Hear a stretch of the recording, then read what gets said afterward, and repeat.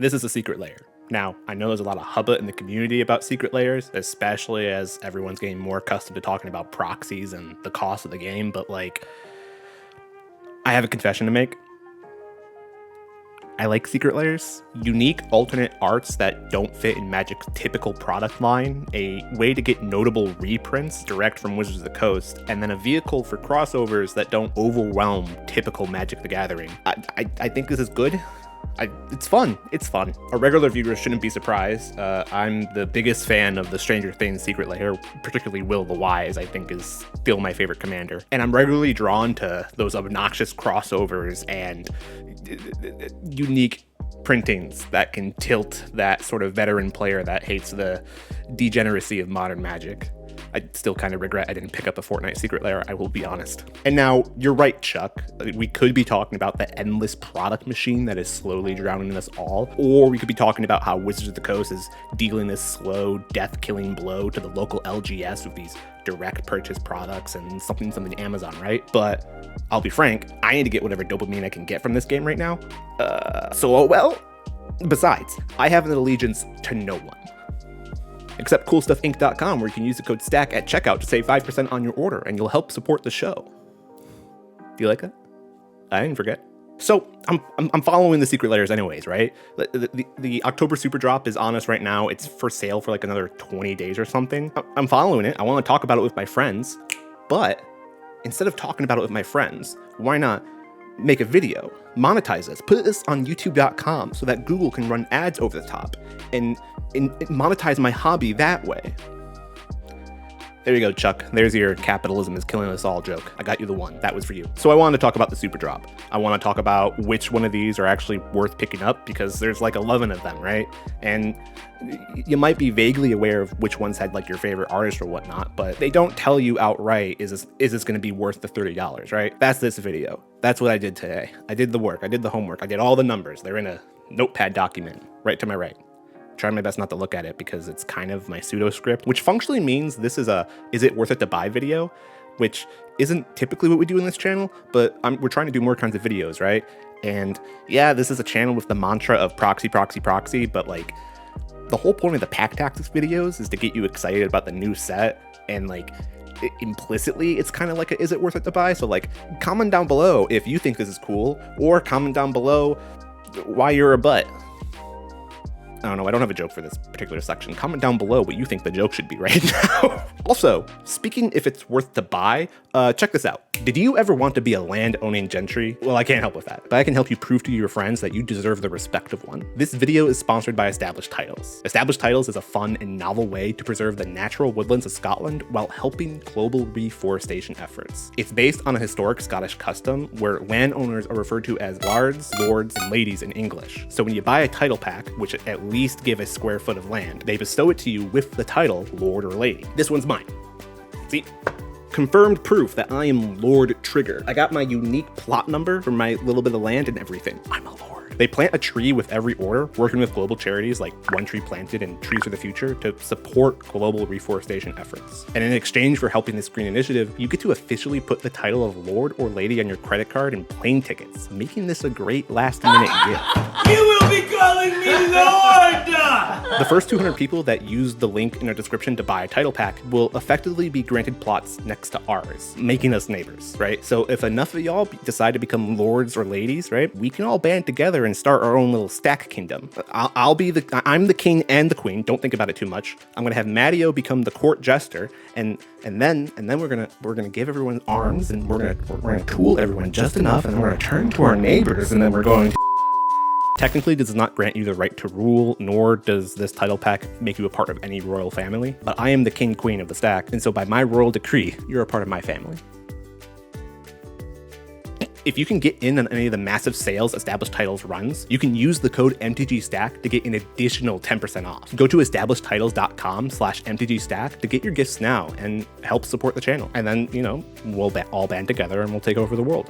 That's how this works. I'm pretty sure that's how this works. Together, we're unstoppable. And with all that out of the way, the first Secret Lair on the October Superdrop that I want to talk to you about the value of. Just the value, right? It's the Secret Lair and Post Malone crossover, Backstage Pass. So to get the numbers out of the way, right? This Secret Lair comes with 4 cards, for sure 4 cards. All of these Secret Lairs have an extra hidden bonus card usually. I don't know what they are. The point is not to tell you what they are. That is what's called FOMO. They want the FOMO on you, but we're not talking about it because you can't like assess the value of a thing with the hidden information. Like pretend it doesn't exist, okay? In the Backstage Pass Secret Lair, we have Kirik, Son of Yawgmoth, Bolus the Citadel, Leshrac, Sigil, and then Jet Medallion. The Kirik, Son of Yawgmoth right now on TCG Mid is going for above $14 right now. The Bolus the Citadel usually hovers around $5. Leshrac Sigil, I didn't know existed until today. And then Jet Medallion's like $33 or something. I will admit a little bit of disappointment with this crossover. Like, I get it. I've already seen the discourse online. Post Malone is like, if you had to pick a celebrity, he's a nice guy, right? All the bigger YouTubers like have the good opinion about him, and they've seen him and whatnot. I get it. I started playing Magic right at the end of the World Championship. You win the thing, you get to design a Magic card, and then your face will be a part of the first printing of that Magic card. It was the end of that, Snapcaster Mage. I was around for the printing of Snapcaster Mage, which was after the end of that program. This is the reason why Dark Confidant is known as Bob. And this is the reason why that Solemn Simulacrum from all the way back in the day looks kind of weird. And so I'm a little disappointed at the idea that the way you can get your face on a Magic card is not by winning a big tournament, but by being super rich and famous and incidentally likes Magic and probably is a profitable crossover for Hasbro and Wizards of the Coast. I'm not making that joke. Nope. We already had the one, Chuck. You don't get 2. That's besides the point. That's the only reason why I'm disappointed. Nothing about Post Malone himself. If you are super turned off by just having cards of Post Malone with his name in it, for what it's worth, this Secret Lair at $30 comes with a $33 card in Jet Medallion, right? And that card wasn't renamed for Post Malone, and you can only kind of tell it's Post Malone in the art because it's his tattoos on his neck, right? But those tattoos also work for, a Jet Medallion, and the Jet Medallion art actually looks really neat. And on top of that, this Jet Medallion can be bought in foil. And I don't think there's a foil Jet Medallion that exists right now. I don't know how much a foil Jet Medallion is supposed to be worth. I think right now on Scryfall, they're pre-selling for $50, which is $10 more than the Secret Lair. Kind of makes sense. And I don't know if that's going to hold. But I can say you get the foil Jet Medallion and technically a foil Kirik, and the Bolus of Citadel is still a card. And then there's a Leshrac Sigil. This Secret Lair is $50 in value. There's a Jet Medallion. There's a foil Jet Medallion. I can't say it's my favorite, but if you bought it for the Jet Medallion alone, I get it. After that Secret Lair is the other Post Malone crossover, the Lands. Elegantly named. And in this Secret Lair, you get a plains, an island, a swamp, a mountain, and a forest. I am showing the arts on screen right now, but how do we rate the value for $30 to get one of each basic land? You don't. You just don't. Some of you bought the full text basic lands, right? I know you exist. And at the end of the day, if you like this, if you like Post Malone, you'd be happy to have it. If you don't, well, they weren't trying to trick you into spending $30 on basic lands. Do what makes you happy.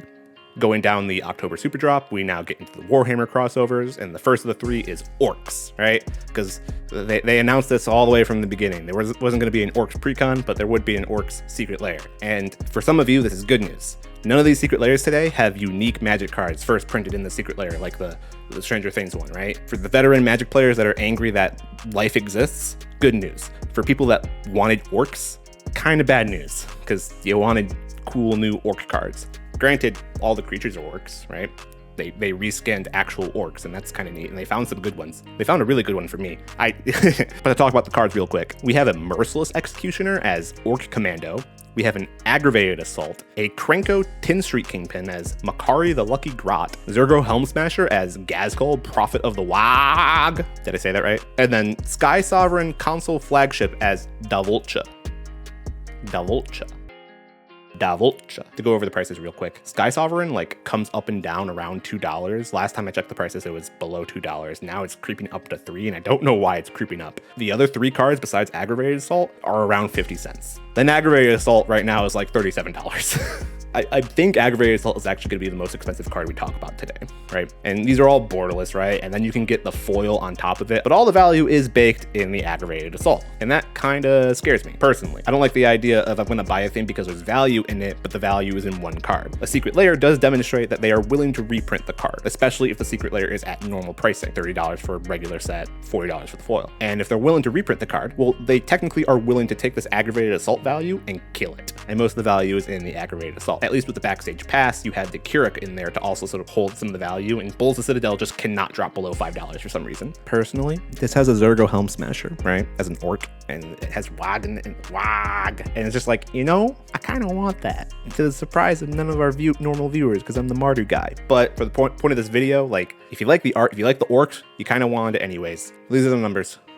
Wow. After the Orks, there's the crossover with Warhammer Age of Sigmar. I don't know what Age of Sigmar is. Don't quote me. And we have 5 cards in here, also all borderless. We have a Blind Obedience, a Denitha Caption Paragon as Neve Black Talon, Najila the Blade Blossom as Archeon the Ever Chosen, Scourge of the Throne as Stardrake, and then the Loxodon Warhammer as Gal Maraz the Great Shatterer. It's kind of unfortunate that Gal Maraz the Great Shatterer, seemingly a very important like weapon or artifact, was not put on the legendary equipment, but was put on a Loxodon Warhammer. Maybe I'm missing something. Other than that, this is one of those secret layers that is about worth the price of admission.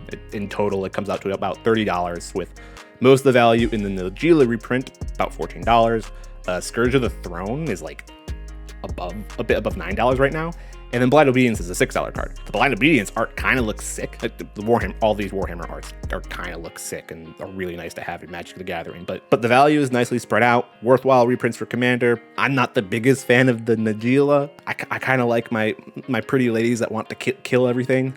It's fun, so I can't say this is something for me. But it is about a $30 secret layer. If you bought it, you shouldn't feel upset. Probably don't buy the foil though. There's nothing in here that's worthwhile as a foil, I think. Probably. Don't quote me, or do quote me. The whole point of this video is for you to learn something and me being the voice of authority for it, right? Right? Yeah. After that is the secret layer Blood Bowl. It doesn't have Warhammer in the name, but it is a Warhammer crossover, right? So this is the third one, and it's really funny. Approach of the Second Sun is Touchdown, Rewind as Reroll, Bone Splinter as Both Down, Flayn as Throw Teammate, Defense of the Heart as Perfect Defense, and then Felwar Stone as The Ball. The Ball. This secret layer is definitely not pulling its weight in value. It's about $18 in value if you were to buy the singles right now, and it costs $30 for the not foil version. That's kind of stinky. Granted, you're getting fucking hilarious cards like The Ball and Touchdown and Throw Teammate. That's quite blunt, and I like it for red. You're kind of buying that fun skin, right? How much is a skin in a normal video game supposed to be worth? Nothing, but you bought it anyways, Calvin, because you really wanted the new Controverse Holds ornament. It should be noted that Felwar Stone has a foil print now. This is where you can have a foil Felwar Stone. It's The Ball. Is it worth spending $40 on a below value secret layer to get a foil The Ball? Well, if you ask me, I say yes, because it's really funny. But the numbers are in front of you right now. Take it as you will. And then from there, we leave Warhammer 40k. Yeah, going forward, I believe all of these arts are going to be done by the same person, so I will say the artist. Jack Hughes has done the secret layer, If Looks Could Kill. In the secret layer, If Looks Could Kill, we have Azami, Lady of Scrolls, Liliana of the Dark Realms, Reflector Mage, and Adaptive Automaton. Now, I'll be honest, I forgot Adaptive Automaton existed as a card, and I was surprised that it was $4. Liliana of the Dark Realms was not surprised it was about $15. I was not surprised that the other two cards are about $1.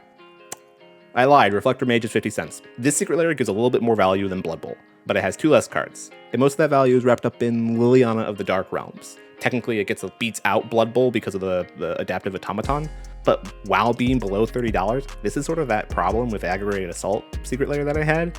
Most of the value is in the Liliana, and I kind of don't know why that Liliana is $15, I'll be honest. I guess technically the mono black care about swamp decks want to play it, and it's kind of unique in that effect, unique in Liliana's, right?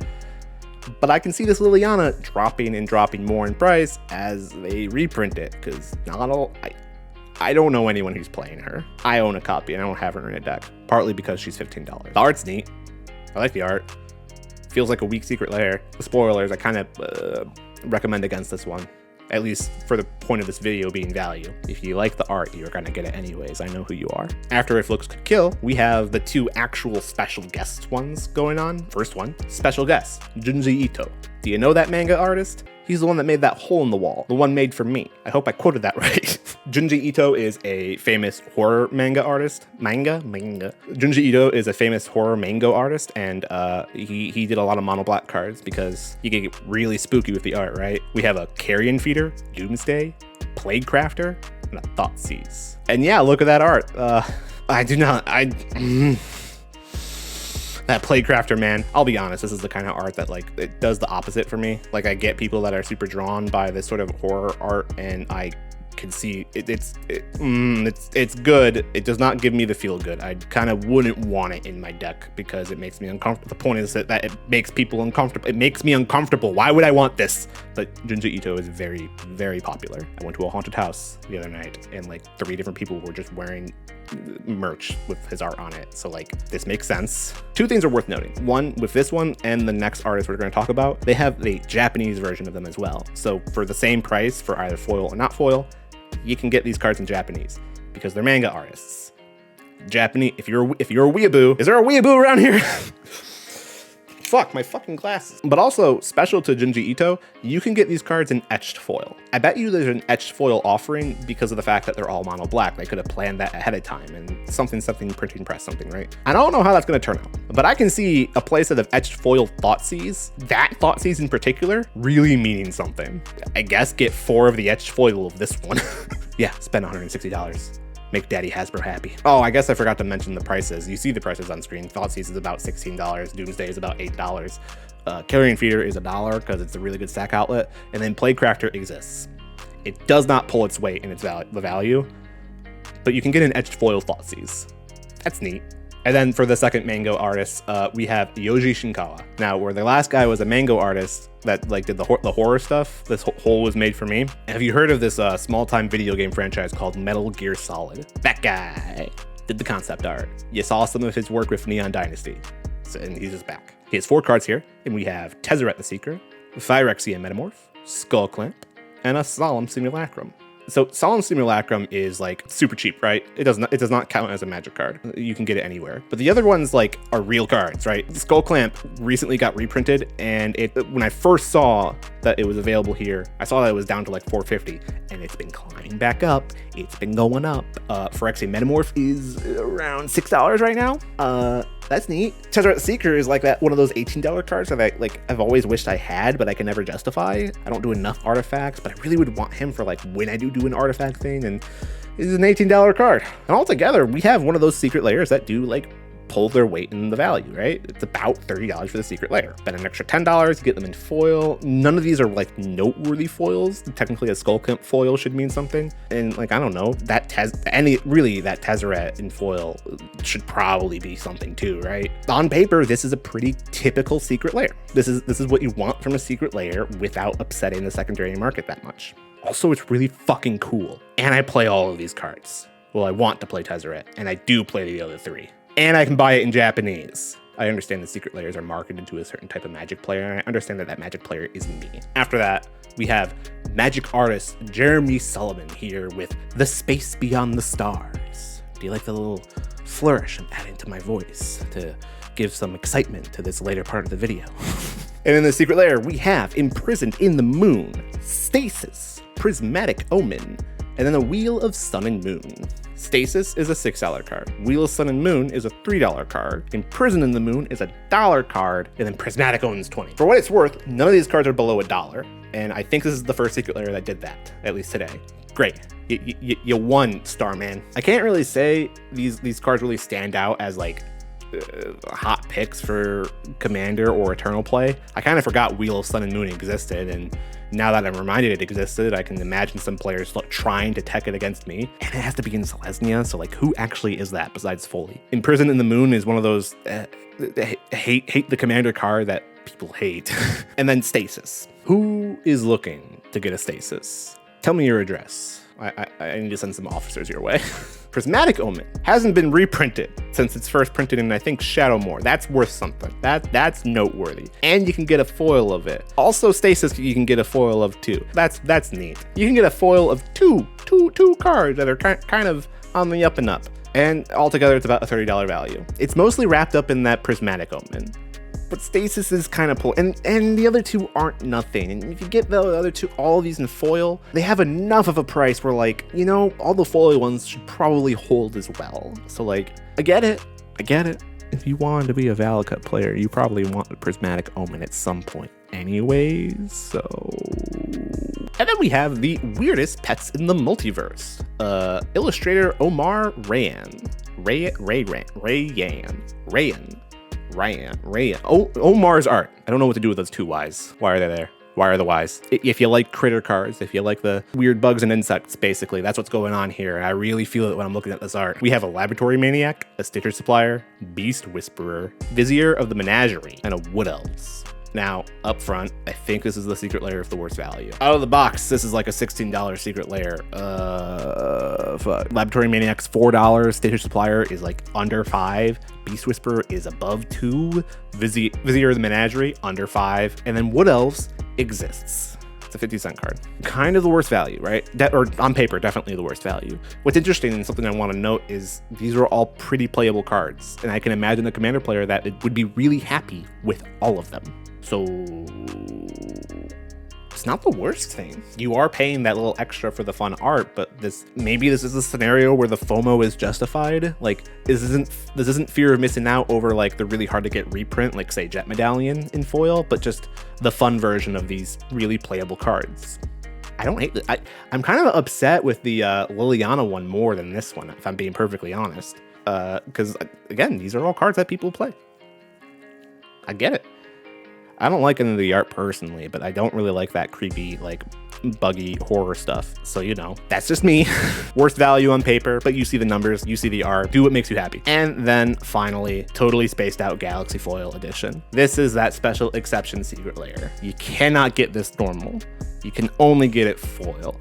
And it's an extra $10. This Secret Lair costs $50. All the other ones cost either 30 or 40. This one has to be 50. What's the catch? What's the why? Well, the reason why is because it comes in Galaxy Foil. And if you know from that one set that no one opens on Infinity, the Galaxy Foils are pretty neat.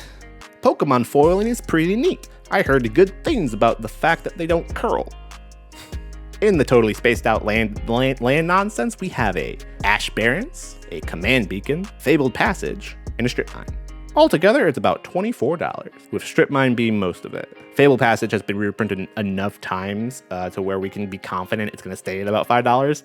Command Beacon, I don't think has been reprinted enough times, but it keeps on maintaining that value at around $5, right? $5? $6 right now. And, you know, a foil version is probably going to be worth something as well. Ash Barrens is nothing, but it's a fun foil version, right? So is this worth it? Well, on paper, definitely not. On paper, this is the same thing as the weirdest pets in the multiverse, right? Now, they are Galaxy Foil, which means they probably shouldn't curl, right? I actually haven't seen a Galaxy Foil, so I can't confirm or deny this, but I've heard good things about them. And I know with like Strip Mine, the foils tend to hold a lot of value, right? Command Beacon, normal is $6. The special ones, yeah, they tend to grab a lot more value. Fabled Passage, reprinted into Oblivion, but here's a Galaxy Foil, even in the Ash Barrens too. How much is the Galaxy Foil factor on all of these cards going to influence their prices? I can't comment on that. I only want to comment on how much it costs to buy these singles right now. But do I have faith in it? Do I have faith that this is like gonna be a good kind of you'd be happy having this Secret Lair a year from now? Yeah. The thing is, they're lands. This goes into every deck. Every EDH deck can play these cards. Quite frankly, these can go into budget decks too. And with all of that said, the one with the best value, that was definitely the first one.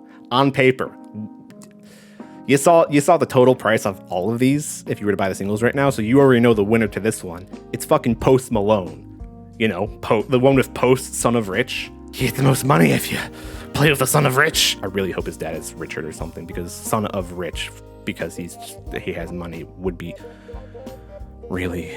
No, that's the best Secret Lair to get. You buy the normal version and you're already ahead $20, technically. Technically, you're still down $30. These are all pieces of cardboard, but like going off value. And if you buy the foil, I have no idea what that Jet Medallion's gonna do. The best foil speculation, if I'm being honest, is the one with the Stasis, because it also has the Prismatic Omen. Prismatic Omen has not been reprinted, so it does stand out as a notable, wow, they're doing the thing, and getting it in foil is a something. Stasis has a lot of prints, but hasn't had a foil yet, and that definitely stands out. And extra over time, because Stasis is kind of a popular card for a lot of the older veteran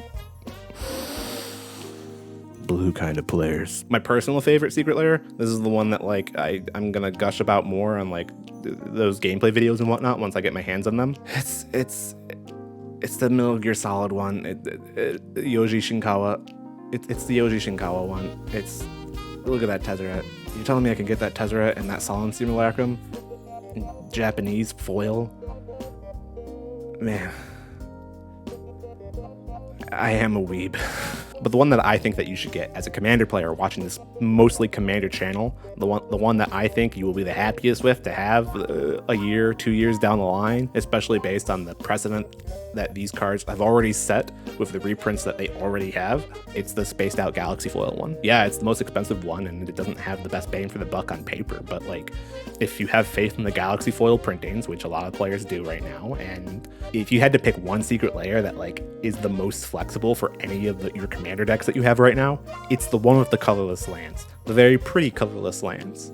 The Secret Lair has the most flexibility, going to be the most reliable foil out of the gaggle here, besides perhaps the etched foil horror artist one. And I don't know, maybe you should play Strip Mine in your Commander decks, not to mana screw someone, but to take care of that Gaia's Cradle or that Glacial Chasm. But that's it. That's the October Super Drop. Maybe in shorter videos I'll be talking about these other ones. I'm looking up and there's this Extra Life one. Oh, but then the Extra Life one, like, isn't there some controversy going on with that one right now? And then 30th anniversary, like, they're not telling you all the cards in the 30th anniversary one. That means I won't know. That makes things hard. That's a Necropotence, and a Chromox, and Elspeth, Sun's Champion, and a Shark Typhoon. I don't understand what's happening here. Anyways, that's it. That's what I got. There's your numbers. There's your value. That is how, if you're going to participate in the Secret Lair capitalism game, these are the 4 Secret Lairs that stand out, and then you're going to get the ones that you really liked anyways. I just wanted to show you the numbers, man. This whole video was just about showing you the numbers. I'm King Queen Man. Bye.